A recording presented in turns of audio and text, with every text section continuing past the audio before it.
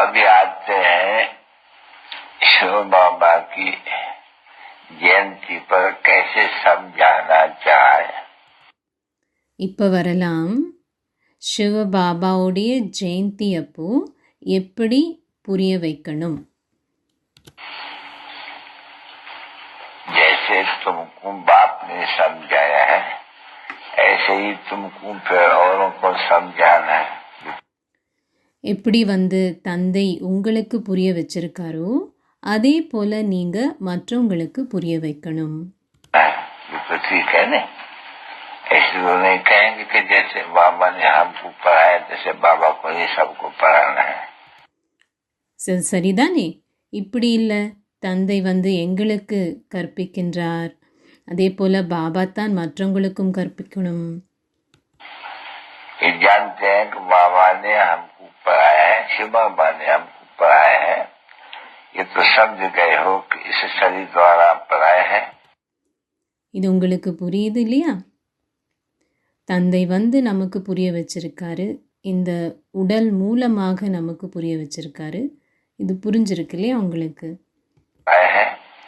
और बरोबर हम शिव बाबा की जयंती पता नहीं 34th है. ஸோ அதே போல் சிவ பாபா நமக்கு புரிய வச்சிருக்காரு, நம்ம சிவ ஜெயந்தியை கொண்டாடுறோம். இது என்ன 34வது சிவ ஜெயந்தியா? 33. அங்கே இருக்கிறவங்க சொன்னாங்க 33. ஸோ பாபாவும் சொல்கிறாரு இது 33வது சிவ ஜெயந்தி. 33 की जयंती मनाते हैं. अभी ये जो शरीर है वो तो कोई 33 जन्म का नहीं है. இந்த உடல் 33 வருடங்களுக்கானதல்ல. ये तो समझ जाएगा कि ये कोई इनकी जयंती तो मनाते ही नहीं है. இது உங்களுக்கு நல்லா புரியுது, இவங்களுடைய ஜெயந்தி நம்ம கொண்டாடுறதில்ல. याद रख देना है. இது நல்ல ஞாபகம் வச்சுக்கணும். मनुष्य ऐसे कहते हैं बाबा को भगवान कहते हैं, बाबा को फलाना कहते हैं. तुम जयंती ही मनाते हो 33वीं जयंती. ये तो कोई 33वीं जयंती इनकी तो नहीं मना सकेंगे ना. ஸோ மனிதர்கள் சில பேர் கடவுளை கடவுள்னு சொல்கிறாங்க, பாபா வேறு ஏதாச்சும் கூப்பிடுறாங்க. ஆனால் குழந்தைங்களுக்கு தெரியும் நம்ம இப்போ 33வது சிவ ஜெயந்தி கொண்டாடுறோம். இது இவருடைய இந்த உடலுடைய 33வது ஜெயந்தி கிடையாது, இவருடையது கிடையாது. तो अगर बैठ करके तुम बच्चे ये सब बातें जो सुनती हो इनमें से अभी टाइम तो नहीं है नहीं. अच्छा आधा घंटा मुन्ना घंटा चलाते. ஸோ நீங்கள் குழந்தைங்கள் இதை கேட்குறீங்க, இதெல்லாம் விடயங்களையும். நேரம் உங்களுக்கு எவ்வளோ இருக்குது? அரை மணி நேரம் கேட்பீங்க, இல்லை 3/4 மணி நேரம் கேட்பீங்க.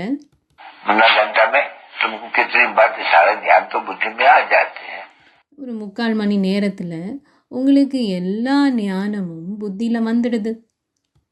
तो मुन्ना घंटा की अगर तुम सुबह को मुन्ने से आधा सुबह को आधा रात को भी अगर तुम स्मरण करो रोज तो पक्का हो जाए. ஸோ அந்த 3/4 மணி நேரத்துலேயும் பாதி நீங்கள் காலையில், பாதி நீங்கள் மத்தியானம் இல்லை ராத்திரி, அதை நீங்கள் கேட்டிங்கன்னா அப்போ புத்தியில் அது உங்களுக்கு உறுதியாயிடும்.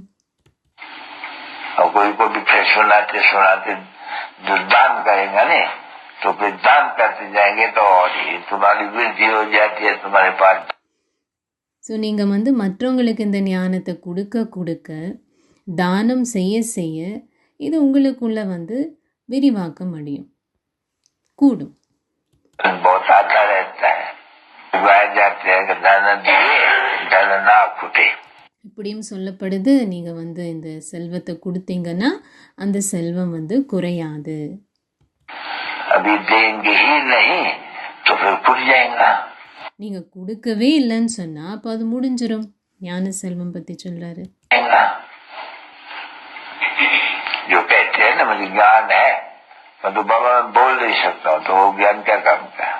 இப்படியும் சொல்கிறாங்க குழந்தைங்க, எனக்கு ஞானம் இருக்குது ஆனால் என்னால் பேச முடியல, அப்போ அந்த ஞானம் எந்த உபயோகத்துக்கு?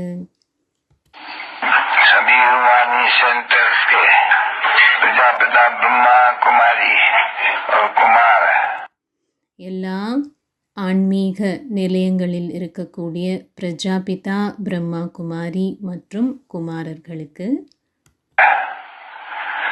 सर्वोत्तम कुलभूषण सरस एवं बच्चों प्रति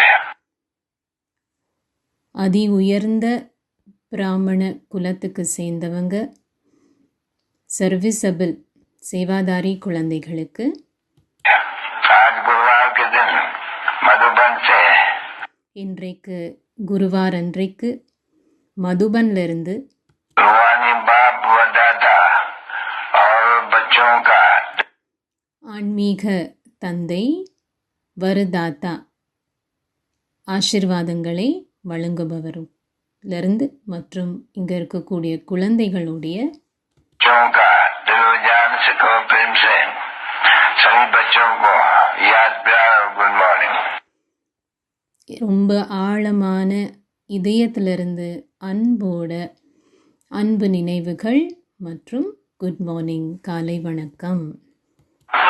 मुझे मेरी शिकवे रूहानी बच्चों पर இனிமையிலும் இனிமையான ஆன்மீக குழந்தைகளுக்கு रूहानी बाप व दादा का दिलो जान से कहो प्रेम से याद प्यार और गुड मॉर्निंग